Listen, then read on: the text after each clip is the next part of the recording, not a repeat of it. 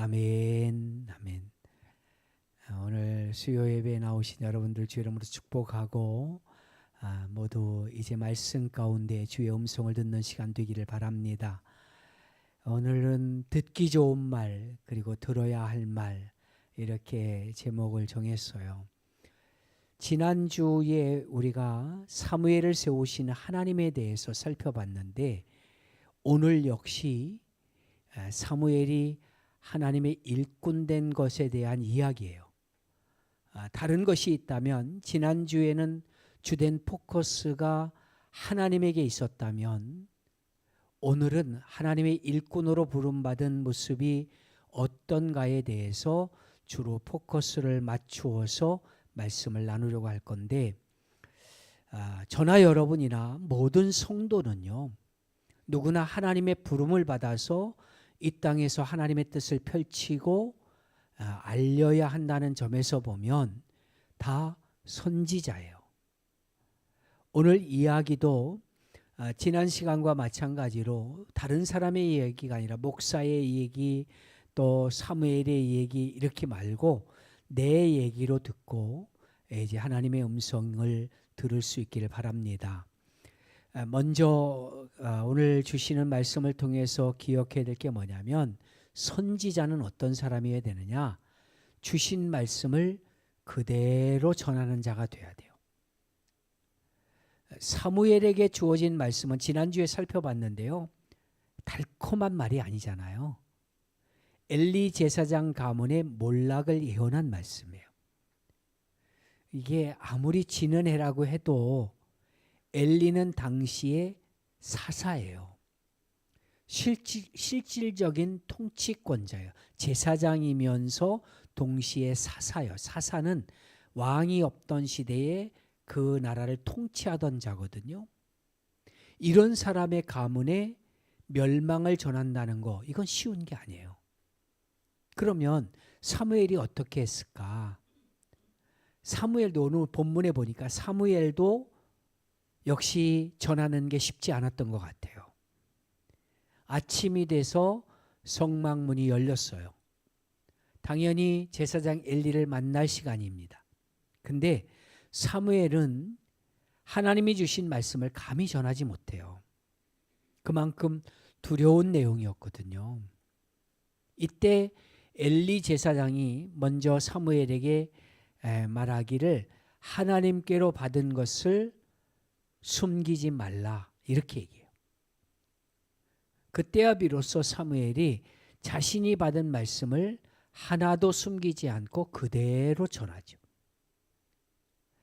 사실 우리가 살다 보면 여러분들이나 저나 다르지 않을 것 같아요. 우리가 듣고 싶어하는 말은 따로 있어요. 달콤하고 듣기에 좋은 말을 듣고 싶어 해요. 이거는 예외가 없다고 저는 보거든요. 특별히 한국 교회를 이제 이야기할 때 문제점을 얘기할 때 이런 기복 신앙에 대한 이야기를 많이 하는데요.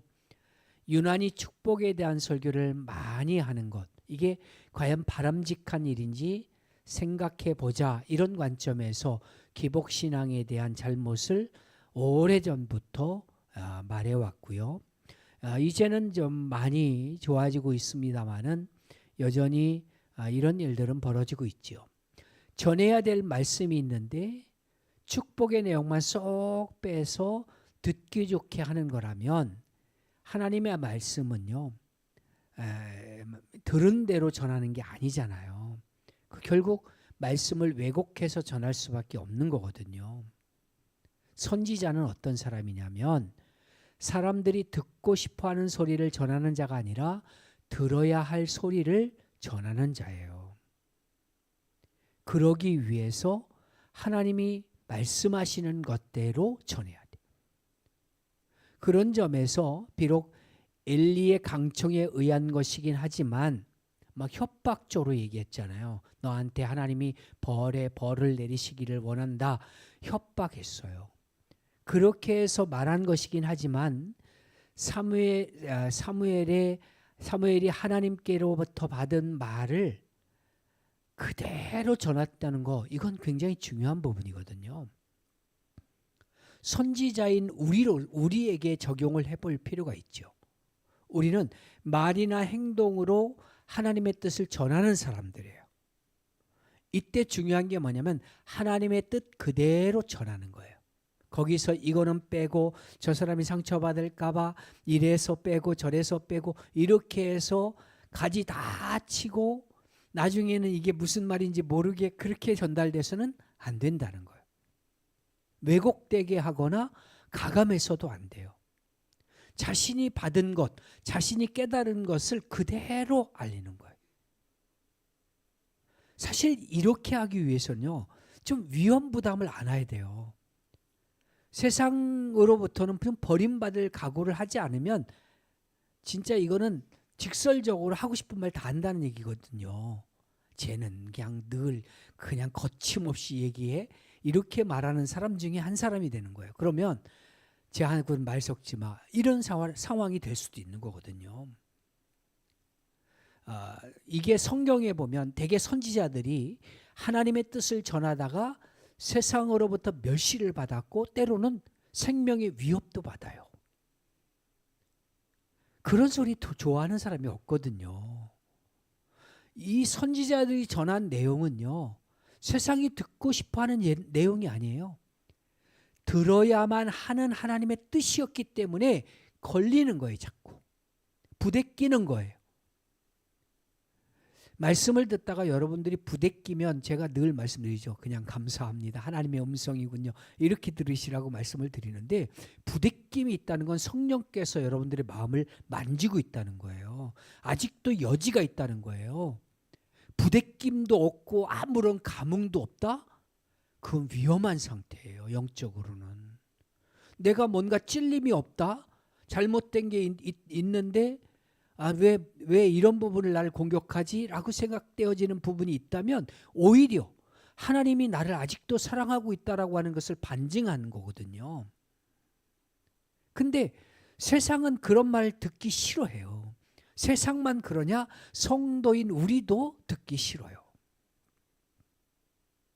할 수 있는 대로 또 전하지 못하게 하기 위해서 방해하기도 하고 자신들한테 유리하게끔 왜곡시키려고 해요. 그런 세상에서 하나님의 뜻대로 드러나게 하는 삶을 살겠다? 이거는 결코 쉬운 일이 아니에요. 억울하게 손해볼 각오를 해야 돼요. 외면당하고 때로는 외톨이가 될 수도 있지요. 교회에서 여러분들이 누군가의 신앙적으로 권면해야 될 때도 이런 거를 좀 각오하고 하셔야 돼. 근데 괜히 얘기해서 다음부터는 얘기하나 봐. 그러지 마시고 그건 감당하셔야 될 것들이에요. 왜 해야 되냐면 저나 여러분들이나 선지자니까요. 듣기 좋은 말로만 해서 그 사람이 깨우칠 수 있느냐? 아니에요. 때로는 그렇게 보듬어 안고 감싸는 충분히 그렇게 하는 시간이 많이 필요해. 그러나 정확하게 진단하고 정확하게 말해야 될 때도 있을 거예요. 그때는 여러분들이 내가 얘로부터 미움을 많이 당하겠구나. 또 얘가 여기저기에다가 내 얘기를 못된 얘기를 많이 퍼뜨려서 또 이상한 소문에 휩싸이겠구나. 이런 것들을 먼저 생각하시고 그냥 하시면 돼. 기도하시면서. 그러나 그런 얘기가 들린다고 해서 바로 쫓아가서 또 전화로 해서 막 싸우지 말고 그냥 기다리세요. 진실은 반드시 드러나요. 거짓은 반드시 알아요. 그게 진리예요. 조금 손해볼 거 각오하고 하는 그게 선지자예요. 두 번째로 오늘 본문을 통해서 살펴보는 선지자는요. 그 말이 땅에 떨어지지 않는 사람이에요. 19절에 보니까 선지자가 이 땅에 어떤 모습으로 있어야 하는지 잘 보여주거든요. 19절 읽을게요. 시작. 사무엘이 자라매 여호와께서 그와 함께 계셔서 그의 말이 하나도 땅에 떨어지지 않게 하시니. 아멘. 여기 있는 우리 여러분들이 지도자들인데 대부분 다 영적인 지도자들인데 여러분들의 말이 땅에 떨어지지 않기를 바랍니다. 제가 목자들을 위해서 기도할 때도 늘 이 기도해요. 목자들의 말이 땅에 떨어지지 않게 하소서. 왜냐하면 목자의 말은 권위가 있어야 돼요. 그게 그냥 너라 나나 뭐 이렇게 가면 안 되는 거예요. 질서를 따라서 해야 되거든요. 그래서 목자는 나를 인도하는 사람이에요. 나를 지도하는 사람이에요. 목사와 같은 존재예요. 그래서 존중해주고 따라가야 되는 거예요. 혹여나 이게 잘못된 판단이라고 생각되어진다면 여러 사람이 있는 데서 그냥 대놓고 하는 게 아니라 그 자리에서는 입을 닫고 그 후에 차분하게 따로 만나서 내가 생각할 때는 이런 부분은 이게 더 옳았을 것 같아요. 좀 지혜롭게 말할 필요가 있는 거예요. 이게 안 세워지면 목장이 시끄러워지는 거예요. 갈 바를 잃어버려요. 목자에게 이런 권세가 있기를 위해서 저는 날마다 목자들을 위해서 기도할 때마다 이 기도를 빼놓지 않는데, 여러분 모두에게, 여기 있는 모든 분들이 영적인 지도자의 위치에 있는 분들이 다 권사님 막 이렇잖아요. 그러면 여러분들에게도 이런 말이 땅에 떨어지지 않는 권세가 있기를 바랍니다. 이 말씀은요, 사무엘의 일생을 놓고 하는 말이거든요. 사무엘이 이스라엘의 선지자로 마지막 사사거든요. 사실 사사로 있는 동안, 부름받아서 일하는 동안 그의 말이 하나도 땅에 떨어지지 않았대.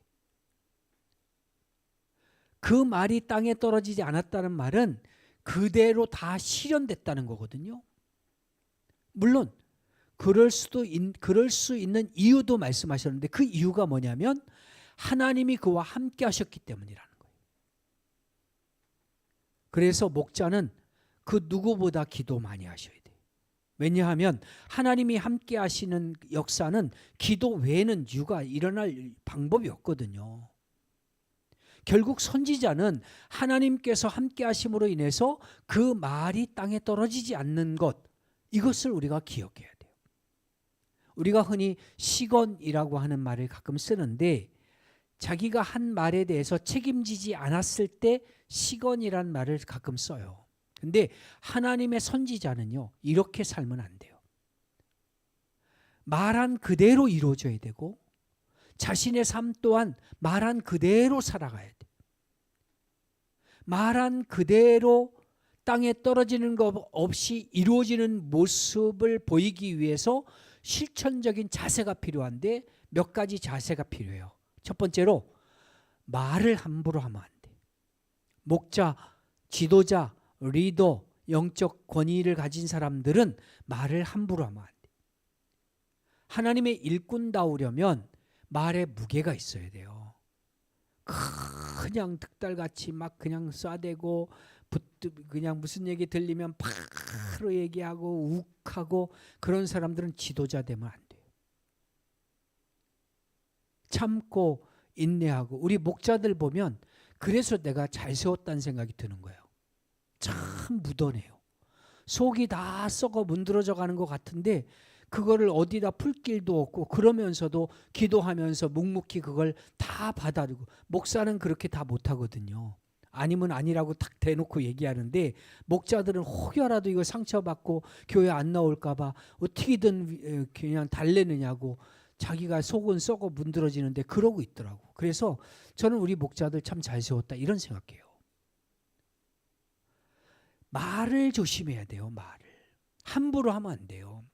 현대인의 삶에서 드러나는 이 약한 그리고 악한 모습 중에 하나는 말을 쉽게 하는 거예요. 그냥 속에서 뭐가 욱한 순간 그냥 내뱉는 거, 이건 악이에요. 악. 그 상황만 모면하기 위해서 진실이 아닌 것들을 막 얘기해버리고 그 말을 이룰 의사도 없으면서 형식적으로 얘기할 때도 있어요. 여러분들 쉽게는요, 자녀들 이제 뭐 권사님들은 이제 자녀들 다 컸습니다만은 손주들한테도 그러면 안 돼. 별 생각 없이 약속을 남발하면 안 돼. 이럴 경우에요, 자녀들이요 그 약속 기대하거든요.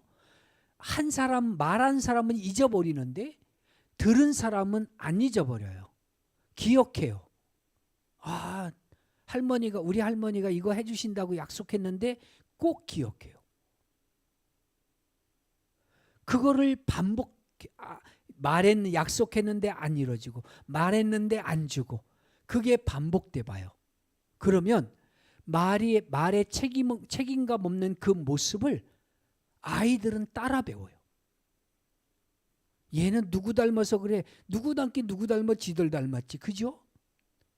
다 그런 거예요. 매를 들어서 가르치지 않아도요. 행동하는 거 하나하나가 그냥 습관처럼 아이들 몸에 배는 거예요. 아이들 예의 없는 거 부모가 그렇게 하기 때문에 아이들도 그렇게 하는 거예요. 어른들한테 함부로 말하고 막 그냥 사사건건 따져들고 이런 부모 밑에서 아이들도 똑같이 그렇게 하더라고요. 결국 그 아이가 크면 자기 말에 책임지지 않는 신중하지 않은 사람으로 자라요. 하나님의 사람은요. 말에 신중해야 돼. 그래야 내가 한 말이 땅에 떨어지지 않아요. 그래서 주님께서 마태복음 5장 37절에서 이렇게 말씀해요. 시작. 오직 너희 말은 옳다 옳다 아니라 아니라 하라. 이에서 지나는 것은 악으로부터 나느니라. 이 얘기는 무슨 얘기예요? 분명하게 말하라는 거예요. 이것도 갖고 저것도 갖고 긴가민가하게 아주 어설프게 양다리 다 걸치고 이렇게 말하지 말래. 아닌 건 아니야. 긴 건 기야. 분명하게 하라는 거예요. 모호하게 책임감 없이 말하는 거 이거는 악에서부터 나오는 거라는 거예요. 하나님의 일꾼들의 말은요. 하나님의 일꾼들의 말이 그대로 이루어지기 위해서는 말하는 데 있어서 진실함과 신중함이 필요한 거예요. 두 번째로 내가 말한 것은 행동으로 이루려고 하는 자세가 필요해요. 말을 신중하게 하려고 아예 말을 안 한다? 그건 바람직하지 않아요. 아유 내가 입 닫고 말지 뭐. 그거는 정답이 아니에요. 우리는 하나님의 일꾼이잖아요. 그래서 세상을 향해서 또 누군가를 권면하기 위해서 무언가 말을 해야 돼. 그리고 일꾼이라면 그 말 한 대로 자기도 살아야 돼.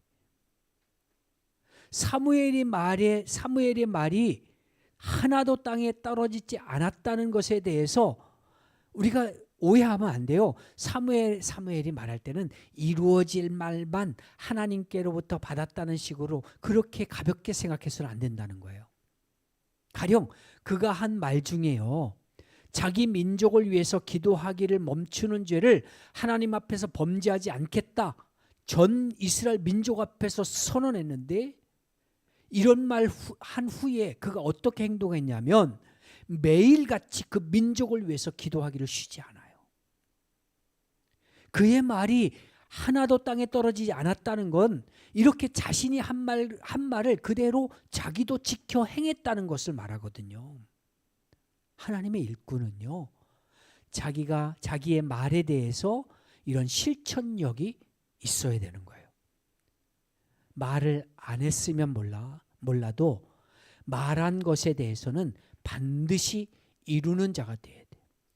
약속한 거 사실 살다 보면 그렇잖아요.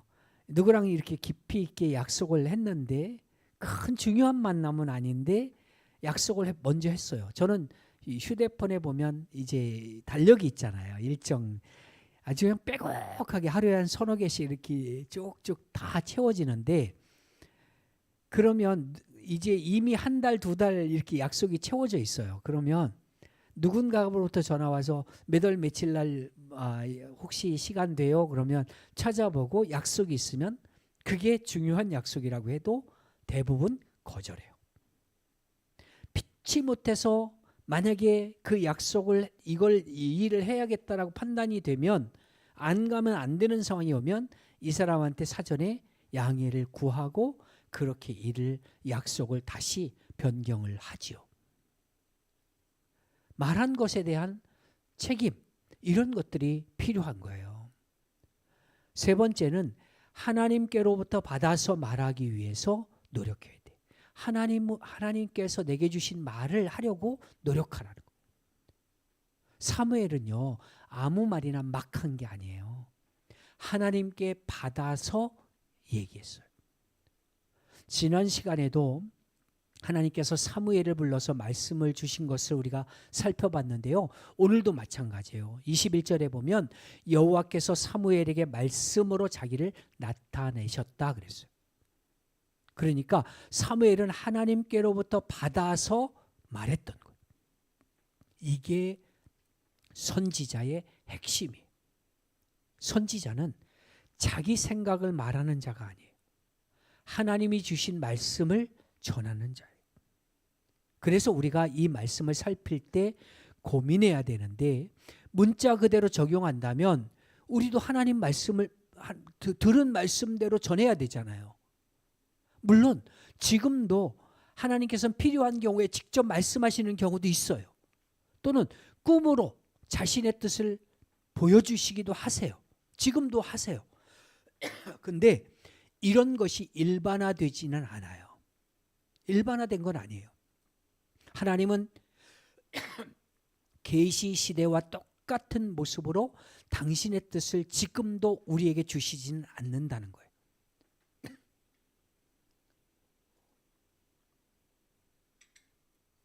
하나님이 필요하다고 느끼면 직접 말씀하실 수도 있어요. 그렇지만 모든 성도가 다 그렇게 하나님의 말씀을 직접 듣는 게 아니에요. 하나님께서는요, 성경을, 말씀을, 이 66권이라고 하는 성경책을 우리에게 주신 이후로는요, 직접 말씀하시기보다는 성경을 통해서 성도들에게 말씀하시는 거예요. 직접 말씀해 주시던 계시 시대에도요, 계시로 그 당시에는 전해졌는데 그거로 끝내지 않고 말씀을 이렇게 기록하게 하셨잖아요. 이거는 왜 기록하게 했냐면 오늘 우리에게 주시기 위해서. 오늘날 우리가 하나님의 뜻을 받는 거는요, 바로 이 말씀, 기록된 말씀을 통해서 이루어지는 거예요. 여러분, 나는 하나님이 얘기 안 해주시는데, 안 해요. 성경을 통해서 여러분들에게 수없는 말씀을 주세요. 그러면 우리가 하나님의 말씀을 받아서 말하는 자가 되기 위해서는 어떻게 해야 될까? 방법은 간단합니다. 성경을 읽고 묵상하는 거예요. 성도에게 가장 위험한 거는 성경을 읽지 않고 말하는 거예요.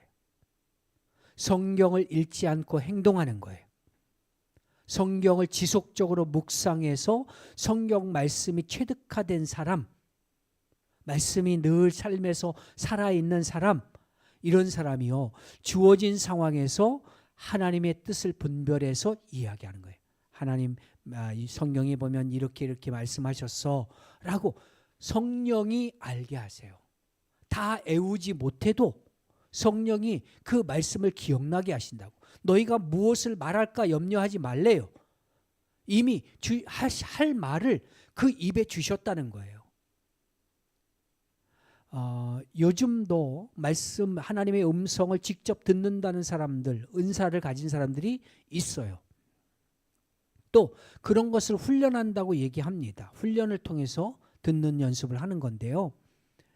근데 그 사람들이요, 자신들이 하나님의 계시를 직접 받았으니까 다른 사람들보다 영적으로 나는 더 깨어있다, 이렇게 말하면 안 돼요. 하나님께서는요, 기록된 이 성경, 예언의 말씀을 주신 이후에는 성경을 통해서 말씀하시는 것이 주된 가르침이에요. 직접 말씀하시는 방법이 주가 아니에요.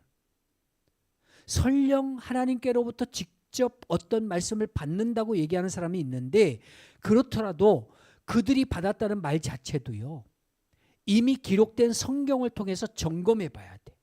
기준은 성경이 돼야 돼.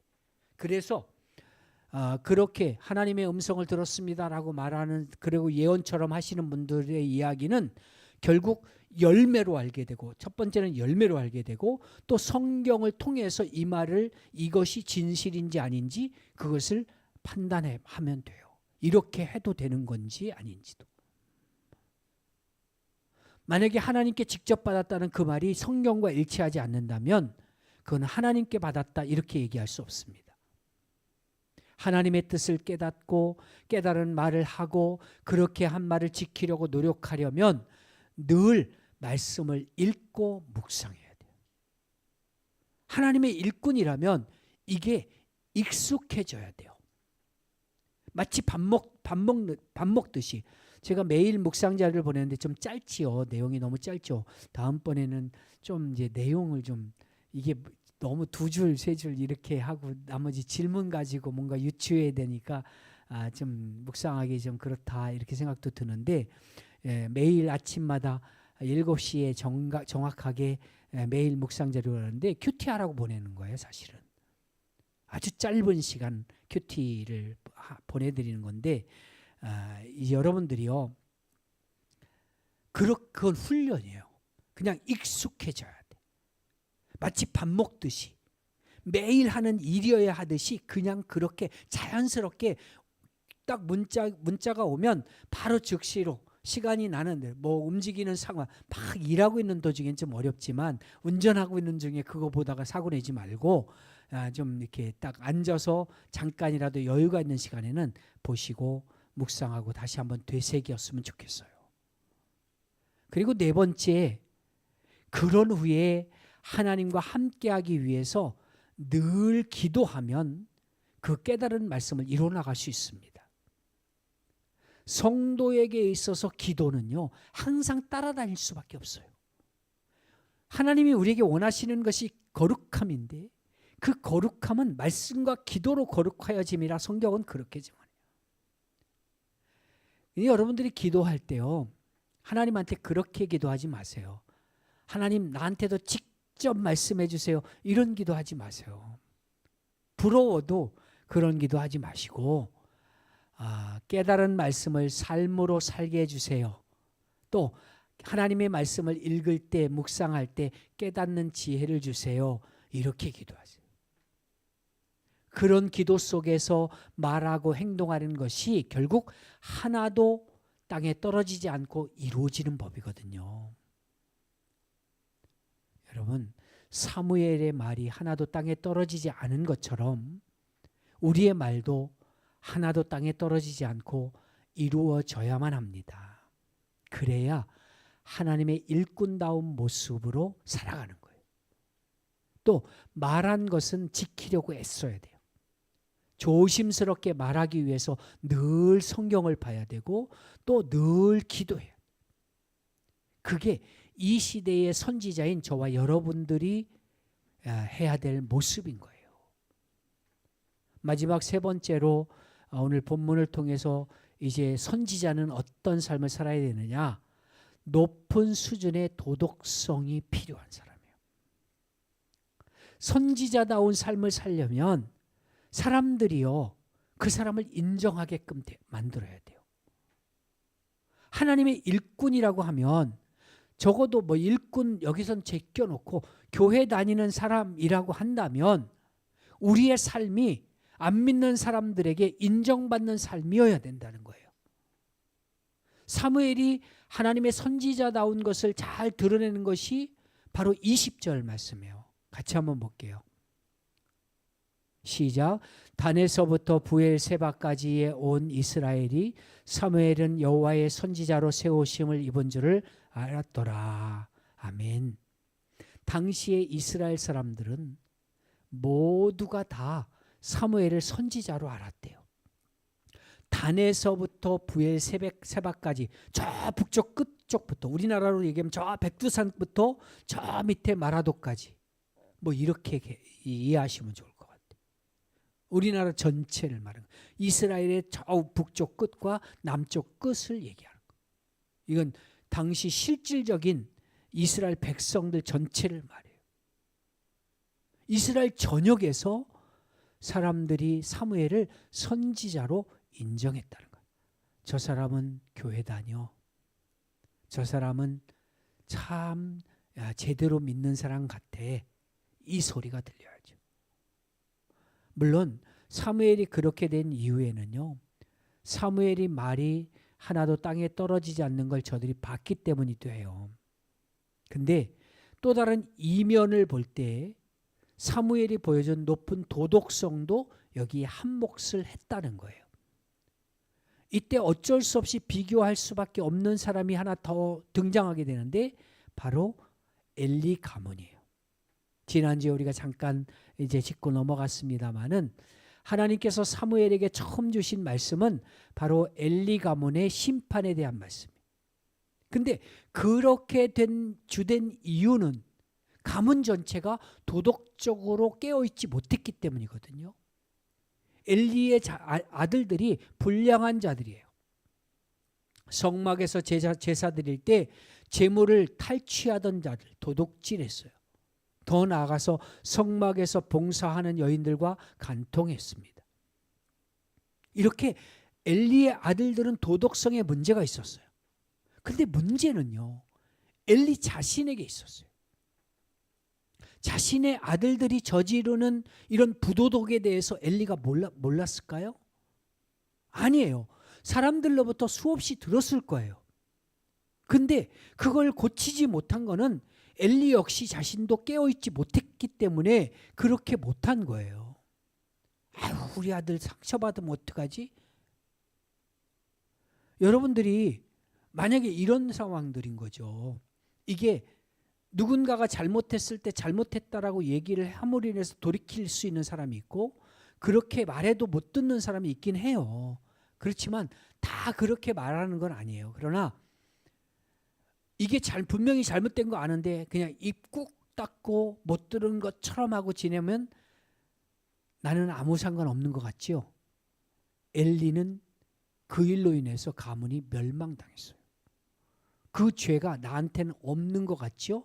세상이 잘못되어 가고 있을 때 교회가 아무 말도 안 한다? 그거는 교회가 그 심판을 받아야 되는 거거든요. 독재자가 사람들을 막 죽이고 강압적으로 이렇게 할 때 교회는요, 서슬퍼런 군합발 앞에서도 물러서지 않았어요. 그게 한국 교회의 7, 80년대 모습이었어요. 근데 지금은 힘 있는 자, 권력, 정부에 오히려 아부하는 교회가 돼버렸어요.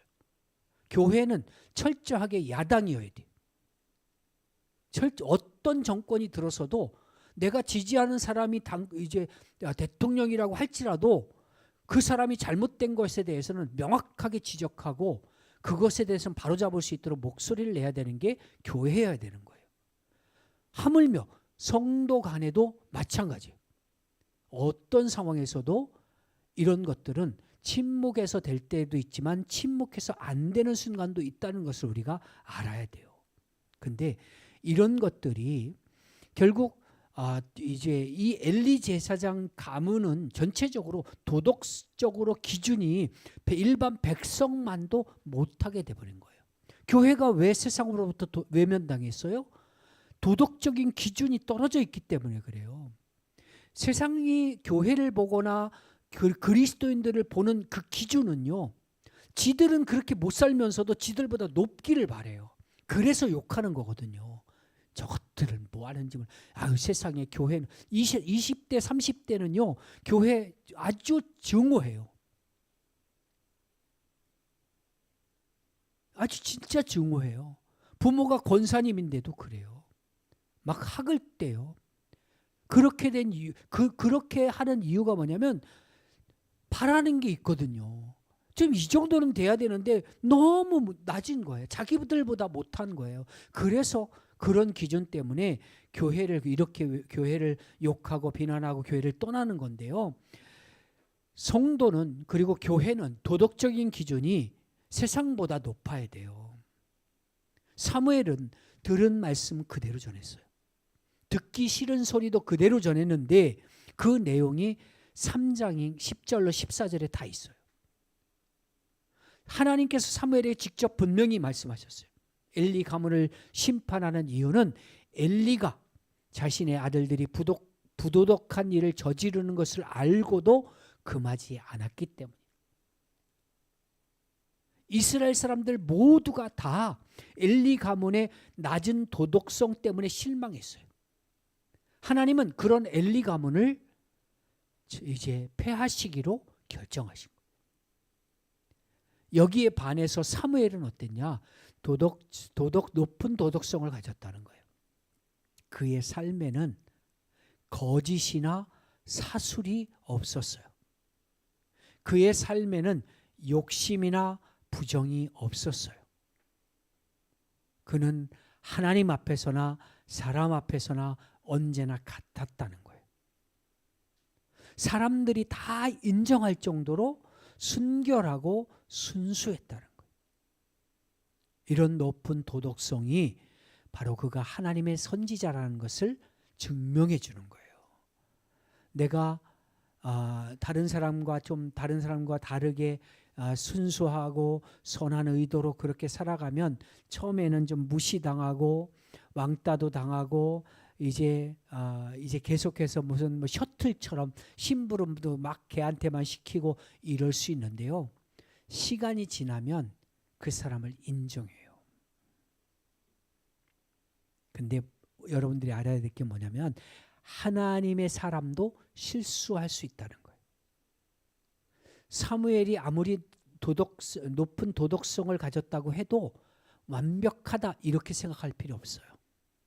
그도 사람이고 실수할 수 있어요. 그러나 실수하는 것과 도덕성이 낮은 것은 차원이 다른 얘기예요. 도덕성이 낮은 사람은요, 자신이 행한 부도덕한 일을 얘기할 때 뭐라고 얘기하냐면 누구나 다 그런데 뭐 이렇게 얘기해요. 근데 도덕성이 높은 사람은 뭐라고 얘기하냐면 하나님과 사람 앞에서 내가 하지 말아야 될 일을 했다 이렇게 생각해요.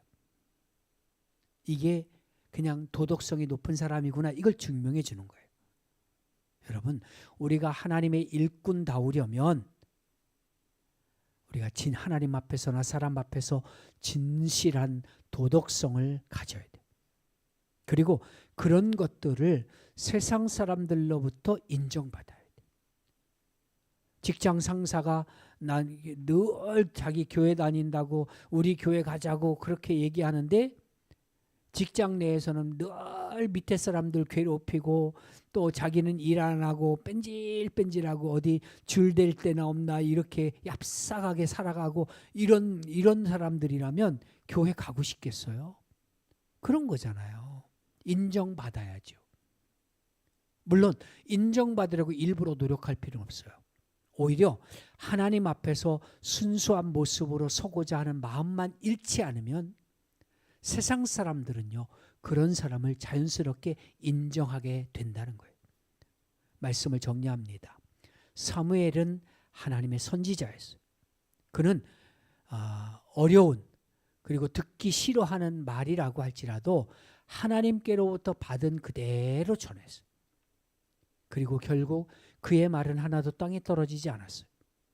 그리고 사람들로부터 인정받는 도덕성을 가진 사람. 이런 모습이 하나님의 일꾼, 하나님의 백성인 저와 여러분의 삶 가운데서도 나타나야 할 줄로 믿습니다. 하나님께서 주신 말씀이 그래야 하나도 땅에 떨어지지 않아요. 여러분들의 말이 땅에 떨어지지 않는 그런 놀라운 권세가 있기를 주의 이름으로 축원합니다.